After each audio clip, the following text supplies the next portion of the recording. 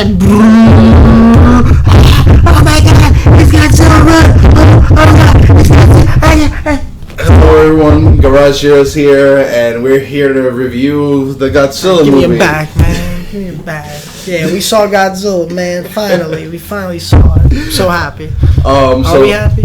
I'm happy. I loved it. Yeah, I'm happy too. Alfred? Very happy.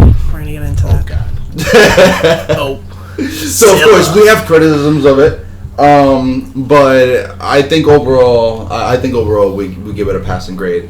I took notes. But I can't access my phone. Personally, so I'm gonna remember them. Personally, I didn't like the parts with people. Yeah, anything involving like a human, I didn't really like it. I actually enjoyed the human drama a little bit. It was just so filled with redundant characters, and it was so like prolonged. Like it wasn't that interesting to keep me interested for so much of the movie. The pacing was off. He helped. But he was not as much in the... I mean, he's a lot in the movie, more than the first one. But, I mean, those people are in the movie a lot. And they are so... Like, the characters are so, like, meaningless. There's so many of them. Yeah. They don't have enough roles for them. So all you're hearing is, like, oh, this is happening. Oh, I'm going to finish your sentence. Oh, I'm going to finish yours because I'm O'Shea and I'm in the movie and I need to finish that one. Also... We have to fit Ice Cube's son. Ice Cube's son has superpowers, and it is revealed in this movie because he's teleporting and figuring things out like James McAvoy in the X-Men movies. He's Professor X. He's the Universal Soldier, the $1 Million Man. He's everywhere. He's won like 5 Purple Hearts in the movie. He's earned them. I'm sorry, but what I would like to say about the movie, going off of that, was. The biggest problem for me, somebody that has watched all of the Godzilla movies, the Japanese films have people in them, but they don't fucking matter generally. Sometimes, once in a while, there's a story where it's like, oh, what they do is effective against Godzilla. Oh, what they're doing has some meaning towards this. But generally, the most fun Godzilla movies are just the people trying, sending useless waves of jets, fighters, tanks. Were they useful? No, they were useful. They were useful. The humans were super useful. King Ghidorah. They were negatively useful. They were super useful. No, they were actually without useful the humans, there would be no plot to this movie. King Ghidorah would get distracted with them. But King Ghidorah wouldn't exist without the humans? Wouldn't Godzilla have killed him? No, I'm saying like he'd be in the ice because they distracted King Ghidorah. But that's what I'm saying. That's the problem with is that they push everything on the humans. And I guess I can understand what they're trying to do, saying that the humans are the creation, the reason why these things are happening. It's just American movies. They're setting it back into the American tone. Movies, but they haven't figured it out. They try to do a serious tone with the humans. No, legit, they don't like it. They don't like the monster on the screen. No. They don't like to see. They think that they think that the pacing it gets you tired of it. If you put a big prolonged monster scene, I mean that's what they think. Well, I think when you say they, you're talking about the filmmakers, American directors that have touched this. American filmmakers, not American audiences. The American directors that have touched the Godzilla property clearly seem to be like ashamed of full-out monster fights, like full-out prolonged monster fights. I think they're just trying to save money. They want like a little move. They want one little move. You're excited, and then boom, change the pace to the humans. Yeah, I'm with Alpha on this one. I think they just don't understand it. I think they understand it. They just want to alter it to what they like. Bad cuts with the monsters right off the screen, and you got Millie Bobby Brown running around 11. If you guys remember, they're ashamed of it. They think this guy is like, well, you're a weirdo, bro. You want to see monsters? So. Like, what are you talking about, bro? Come in here and get there with Millie Bobby Brown. She got a huge story for you. She outran lightning bolts. Her mom's find out the magic power we gave her. Tywin Lannister's a monster, so those are the real monsters in this movie, not the actual monsters. Tywin Lannister was redundant in this movie. Yes, very redundant. Sure that was purposeful. Of course, that's the problem. That's the problem with it. It's not like it didn't happen. A monster. That's what they're trying to push, and that's fine. Yeah. Respectively, it's a good take on it. It's not a bad one, but that's where the movie falls short. Is there's like moments where like really important things are happening, like Godzilla's facing off against King Ghidorah, and it's like a grudge match, and that's what we're waiting to see. So they give us some of it. You certainly get more. You certainly get more than you did before. Of course, no, for sure. But this is like like if we go back and watch Destroy All Monsters or Giant Monsters All Out Attack or any of those movies where it's like these big team ups against one monster, except Giant Monsters All Out Attack, they're going against Godzilla, but it's like you get that whole fight. There's cuts of like the humans like saying, "Oh my God, look at that!" with like with their mouths moving because it's got the English dub over it and stuff like that. So it's fun, but it's just these movies. I think they try to like just generate this point. And it's like, it doesn't need to exist. It doesn't. It's just these movies are meant to be just fun, stupid, mindless movies where a lot of cool things happen. The reason why I still, like, I like this movie, but I don't put it above a lot of those older movies, just because what sells me on these movies, what I'm amazed by, is when I see the CGI monsters. It's nothing else. Those other movies have some charm to them, and I just feel like there's not a lot of charm here. I feel like it'd be a little unfair to judge this to the Toho thing. Yeah, because they are separate. I have to. Because the thing is, they're not trying for that. If they legit tried for that, they might be able to be one of those. Because they're trying to be Godzilla, though. They're trying to take fantastic. They're trying to be American Godzilla. These monsters look fantastic, and if they got like some crazy, I disagree with that 100%. They're trying to generate revenue off of this. So no matter what they do, they are trying to some way facet themselves off of this beautiful creation here. I said that they're trying to do American Godzilla. They're not trying to do Japanese Godzilla. Yeah, and I'm like, they tried to do American Godzilla. This is them trying to get as close as they can to the Toho one without hurting anybody's feelings. I feel like they did get close. They're trying more to go in the direction of the Japanese. It's just not their type of filmmaking. They don't make monster smash-a-thons. Yeah, they don't do that. That's really the Japanese have that. That's fine. They're trying to make like beat-ups, like monster mashups. That's what they want to make. Yeah. Here they want to make a movie about the military, deep characters, dealing with this. What's happening? You're a monster. Mom, Dad. You want to save the world by obliterating it? That's Soldier number 33. Random guy over there that's a scientist. Doctor whoever. Who are the... We don't know who any of these people are throughout the movie. There's just random people that are like, there's some guy that's just standing in the rain. He has like glasses on and he's covered in rain. And Mothra's being born. We've never seen this guy before. He's just like, oh, it's so beautiful. Oh my God, who are you? Who are these people? If it was Millie Bobby Brown, like, oh my God, because she had some connection with Mothra, that would have made sense. Those things piss me off. I have a problem with those things. To back up your point, they introduced a character, something that you never see in comic movies. They introduced a character. A minor character at it, but in like the last 20 minutes. Which one? Some dude just appears in like a submarine. I forgot who he was, but he just appeared. We've never seen him before. My head hurts. Have you never seen him before? I have no idea. What is There's a guy in a submarine when we watching the scene. There's so many characters. I don't remember. I just remember that I was watching. I can't get my note, but I remember distinctly. I remember being like, "Oh, we got a new character," and it was the last third. Not even like I personally don't remember that, but I think you're crazy. Are you talking about the part where Godzilla comes down and like sniffs him and is like, "Oh, we have a bond because I killed your son. No. We have a spirit force. I know that you, this insignificant ant of a human being compared to me, Godzilla, can understand." No, sorry, I don't buy that either. If they were trying to do that with that scene, I don't think that's what that was. Because look, one thing real quick, in that scene where he comes and he's doing his intimidation thing under the water.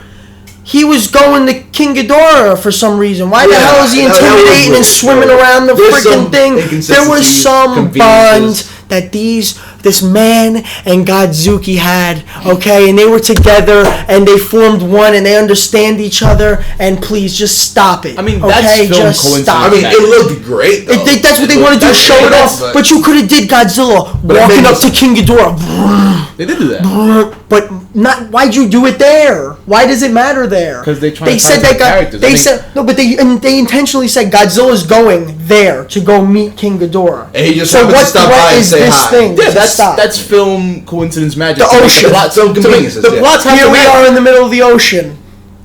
He's going right for us. Why is he coming right for us? We're not a threat. We're not a monster. He's going for a monster, right? He circles it. That's more of the problem that you got to focus on these characters. In front of the glass. If these characters were meaningful, then you would get what you're supposed to get. You would never get that in a Godzilla movie. You got it one time. The father's supposed to fucking be dealing with the fact you got it a couple times. This thing killed his kids, and he has to somehow not address. Like he has to completely forget that because he has to put other matters, like his other daughter. Yeah. Like that's the point. This is his Moby Dick, and he has to team up with it. That's the thing. He's seeing that the tension of that moment is supposed to get you. It's just this guy's, I like that moment. This guy's not that fleshed out. They might be trying to make you read into that, but they overplayed the. For me, I enjoyed it. It's just the life out of it. The drama eventually was took Subsides, a long time. It just took a long time. And then it comes back at the end because you're waiting. Time. So I'm like, that's specifically. I do think that he was just sniffing him because he's a creature that's. It's just moving. I don't think it was. Because he's just he's like bored. I feel like that is movie coincidences for to further plot, to make things significant. That's fine. To me, what's not fine is your horrible jokes. That's what's not fine. Hurt, bro. That's Sarazawa's got that lizard juiced up or whatever he says. All those that guy right there from Billy Madison. That dude, I forget his name. That actor. I don't know who told you to do that, brother. I don't know who told you to be this character. Probably the director. You done did it now. 3 strikes for that guy right there. All right. God. Oh, you're coming back. Silla. I mean, all right. The movie didn't make then he's money, like, I miss when Sarazawa used to say that. Let them fight. Where the hell were you? You didn't even exist. Were you in the first movie? Did I miss out on you being in that room? Were you just off in the corner of the room like, I'll be in the second one. I'm waiting to say this line because I love when he does this, Sarazawa. A small character from was in this. Sally Hawkins' character was in and then, the last one. Dead. Okay? But the next thing I want to talk about, the one thing I really like. The monsters. Bear McCreary. Oh. That's alongside the monsters. That soundtrack is beautiful in this movie. That might be. It's hard for me to say this. It may be the best Godzilla soundtrack ever. It probably is because he takes all of the classic themes, all of the notes. He even puts. I don't know who does it. I don't know. Somebody that does the movie as well with the audio, one of whoever's the lead audio person there, puts Godzilla's actual original roaring when he stomps down onto the battlefield, and it's short. It's not this big thing that he does where it resonates, which is cool, but it's the original one, which is just that violin string thing where they tune it up and do all that stuff. That was badass. Let's focus on that. The monsters and the music associated to everything really with the monsters. Everything involving them with the shots was beautiful. The symbolism of Mothra in the air, where you couldn't see her at first. I didn't understand it, but now I see they're trying to say she's like an angel with the light, a protector. I thought that was beautiful. She's the guardian plot. She's the coolest looking Mothra of all time. I don't care what anybody says. Yeah, she doesn't look like Butterfree now, but she doesn't have her beams. Her classic beams, that's the only thing I'm pissed off about, but she was badass. She's kicking ass, man. That's exactly it right there. You see what the beams? That's exactly what the Americans are like. They're like, no, that's too much. It's cheesy. Yeah, only Godzilla can shoot a beam. Only Ghidorah can you got Magma Godzilla. Yeah. Oh, Burning Godzilla. Yes, the overload. But yeah, that's what we want to get into as well. Yeah. So overall, just running through the monsters, Godzilla, overall his design got better from the first movie. They changed some stuff with his feet. He doesn't look like he has these gigantic tree trunk cankles now. I think his claws changed. His ears, I think, on the top changed a little bit, and his dorsal's definitely changed. You were really looking. Yeah, no, I've been watching videos leading up to this, going crazy because this is my baby, right? This is my baby. So he looks good. Burning Godzilla looks freaking badass, man. All right, that's the one thing I could say about these movies is that when I saw these guys, the CGI, bro, mind blowing. So Godzilla, badass. Then you got Rodan. I mean, Rodan's just so cool. The way they style Rodan, where it looks like it's a volcano. Say what you said in the movie. Some moments they looked a little pixelated, but that's nitpicking. Say the comment you said in the movie about Rodan. What did I say? You called her Starscream. Starscream. Rodan is Starscream in this, just bowing down to whoever's the toughest person, running away. If you know anything about Transformers, Starscream is always kissing up to whoever has the power. And Ghidorah lets out a scream at one part. She's getting jumped, and Rodan comes flying in. It's basically like a Starscream moment, and then Rodan comes in to back him up and fight Mothra. Spoiler a little bit if you didn't see it. But yeah, that's cool. Mothra looks great, and then obviously King Ghidorah looks amazing. King Ghidorah looks so cool. This is definitely probably my favorite looking King Ghidorah. I know that's hard to say. I like Final Wars King Ghidorah as well. It's really a dope one. But this one is so much bigger. Makes Godzilla look like a little baby. Okay, picks him up, does all types of stuff, throws him around. It's just monstrous. I mean, badass. he wrecks Godzilla. He wrecks Godzilla. I mean, Godzilla really isn't king of the monsters. I mean, granted, he got struck by lightning. It's the combination of Godzilla and Mothra that was king of the monsters. And that's all. But that's generally how it goes in these team up movies. Is that Godzilla can't fight King Ghidorah. Okay, so that's accurate. There's like destroy all monsters. They jump him. Like Mothra's like little larva like shooting webs on him, and this guy's kicking him Gorosaurus, and then you got whatever. It's crazy. So overall, yeah, that's my biggest thing is that all the monsters looked really good. The audio was really good. Like all the sounds, the sound effects in general, guns shooting and stuff like that, things blowing up, all sounded nice. But yeah, I'll be back with a couple more videos on this because we got to wrap this one up. Let's give overalls. Our overall numbers on these? What do you think?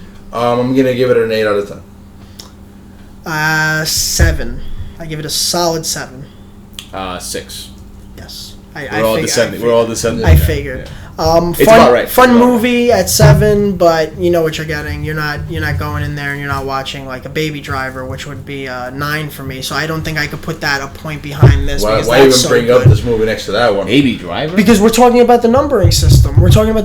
If I have Baby Driver at 9, it was a reservable. And if I put it at 8, then it would feel like it's crazy to me. So that's how it's hard for me to rate these systems aren't concrete. If it's a Godzilla film, it's a 9. It's a 9 because of how good everything looks for a Godzilla film, but an overall film, it's just a 7. It's fun, but the script is horrible. The jokes are horrible. It's a 6 because the Godzillas, like it was really the way they did them was really artistic. They spoke through the monsters by just seeing them move around. Like Godzilla, you could tell what was going on. You can get King Ghidorah has each head has like its own personality. Its own distinct one, yeah. It was cool. The middle head's the leader. It was beautiful. It was beautiful looking. So I give it an 8 because the people were the worst part, but nobody really goes to a Godzilla film for the people. So it just got in the way, but got in the way enough to take 2 points off, in my opinion. Yeah, they were very painful. But all right, guys, listen, like, comment, subscribe.